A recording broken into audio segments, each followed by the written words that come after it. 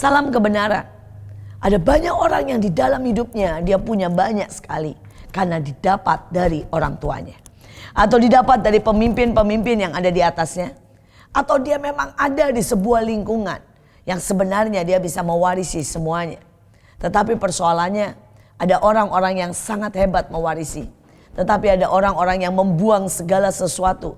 Sehingga apapun yang orang tuanya punya, yang gerejanya punya, yang pemimpinnya punya, atau bahkan dia hidup di sebuah lingkungan yang sangat kaya dan dia tidak memiliki apa-apa. Saudara, ada seorang yang bernama Rehabeam di Alkitab.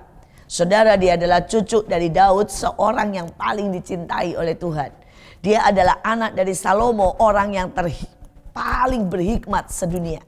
Tetapi dia tidak mendapat apa-apa. Dia tidak memiliki apa-apa. Dia kehilangan banyak hal.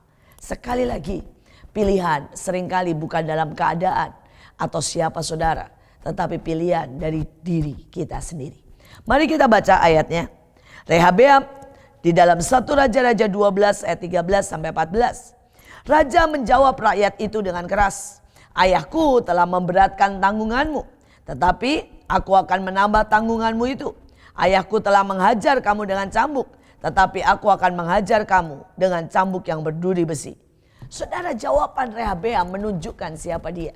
Saudara, itu bukan jawaban berhikmat. Itu bukan jawaban yang memikat hati. Karena hati tidak pernah bisa dipaksa. Hati harus dimenangkan. Tetapi jawaban itu menunjukkan betapa bodohnya dia. Saudara, itu jawaban menunjukkan betapa dia tidak tahu, saudara, bagaimana untuk mewarisi sebuah pemerintahan dari bangsa yang besar. Mewarisi dari kerajaan yang luar biasa dengan memikat hati rakyatnya. Saudara, banyak orang yang tidak tahu bagaimana mewarisi. Saudara, dia di antara orang-orang yang paling dikenal Allah, tetapi dia tidak mewarisi hubungannya dengan Tuhan. Saudara, dia di antara orang-orang yang paling berhikmat sedunia.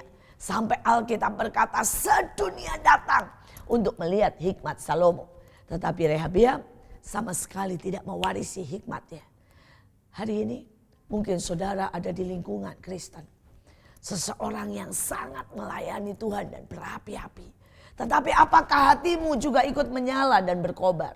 Atau hatimu tetap dingin? Saudara mungkin ada di lingkungan pemusik. Yang dari sejak kecil kau melihat ayahmu bermain musik, ibumu menyanyi. Tapi apakah engkau mewarisi? Ataukah engkau bahkan menganggap itu sebagai sesuatu yang tidak ada artinya? Saudara, sekali lagi hari itu saya melihat sebuah adegan, saudara. Dan pada waktu kita melihat adegan itu, saya melihat sebuah kesakitan dan sebuah, saudara, kehilangan yang luar biasa. Saudara, yang diwawancarai adalah yang memiliki pabrik Coca-Cola. Saudara, dan pada waktu dia ditanya, Pak, usia Bapak sudah 80 tahun. Siapa yang akan mewarisi pabrik Coca-Cola? Dan dengan mata yang sangat sakit dia berkata, dari anak saya tidak ada seorang pun. Dia berkata yang mewarisi akan orang-orang yang bersama saya. Tetapi dari anak saya tidak ada satupun. Dan dia berkata anak saya akan tetap mendapat uang saya. Mereka akan mendapat jaminan seumur hidupnya. Tetapi mereka tidak akan mewarisi pabrik Coca-Cola. Bagaimana mereka bisa mewarisi? Anak saya yang pertama bahkan malu dengan produk kami. Dikatakan itu produk penuh dengan gula dan merusak dan sebagainya. Padahal saya minum Coca-Cola, dia berkata, dan saya berumur 80 tahun. Saudara, dia berkata yang lain bahkan tidak pernah menginjakkan kepada pabriknya. Dia tidak pernah tahu dari A sampai Z. Bagaimana saya bisa mewarisi? Yang lain tidak pernah berkenalan, tidak pernah menyapa anak buah saya. Bagaimana saya bisa mewariskan? Mereka tidak tahu apa-apa. Mereka bahkan membenci dan tidak menghargai produk itu. Saudara, bayangkan. Ini Coca-Cola yang diminum oleh seluruh dunia. Tetapi tidak bisa diwariskan kepada satupun anaknya. Karena anaknya tidak pernah menyintai, tidak pernah mengejar. Tidak pernah sungguh-sungguh menginginkan. Tidak pernah belajar. Tidak pernah menghargai. Saudara, kalau kita ingin mewarisi apapun. Baik itu yang rohani, yang jasmani, yang ilahi. Saudara, itu skill, itu kekayaan. Saudara, maka saudara harus belajar untuk sungguh-sungguh menghargai. Pada waktu saudara sungguh-sungguh menghargai, itu tidak cukup, saudara. Saudara, kita harus sungguh-sungguh belajar. Saudara, pada waktu saudara sungguh-sungguh belajar dari A sampai Z, saudara seringkali pengetahuan bahkan tidak pernah cukup. Saudara harus benar-benar mau turun. Saudara mau dari bawah belajar mengenal.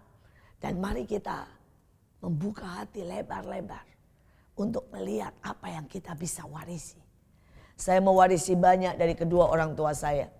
Dan saya sampai hari ini bersyukur buat warisan demi warisan. Saudara, ibu saya seorang catering. Dan dia juga selalu memenangkan perlombaan demi perlombaan, saudara, untuk memasak. Dan saya melihat bagaimana cintanya, saudara, terhadap produk, terhadap masakan, terhadap makanan. Saudara, dari usia 5 tahun, dia sudah menyuruh saya ke dapur. Dan saya masih ingat sebuah statement yang dia katakan. Dia bilang, perempuan kalau tidak bisa memasak, memalukan. Saudara, dan itu mungkin statement biasa.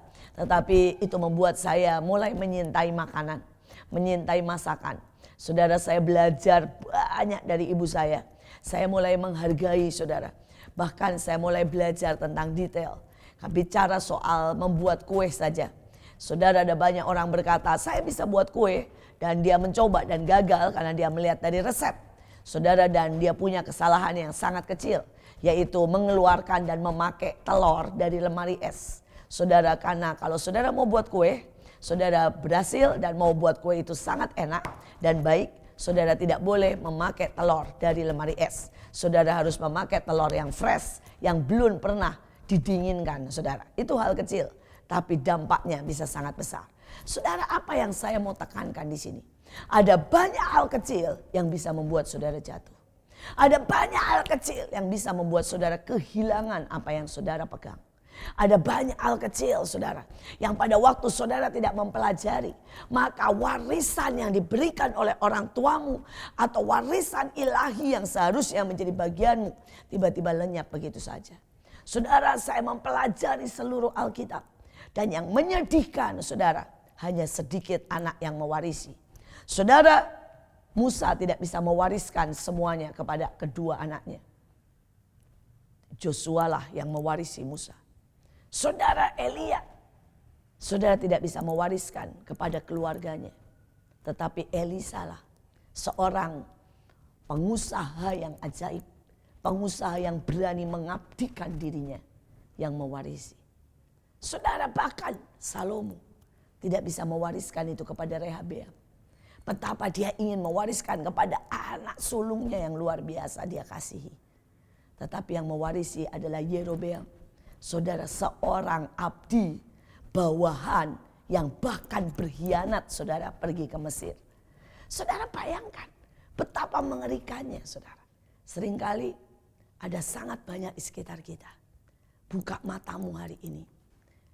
Dan sangat banyak kekayaan yang ada dimiliki oleh pendahulu kita. Saudara, saya melayani di Mahanaim lebih dari 25 tahun, saudara. Saudara, dan ada begitu banyak kekayaan yang ada di antara pemimpin-pemimpin. Saudara, ada pemimpin yang selalu menerobos. Ada pemimpin yang selalu berhasil, saudara, di dalam soal penggembalaan.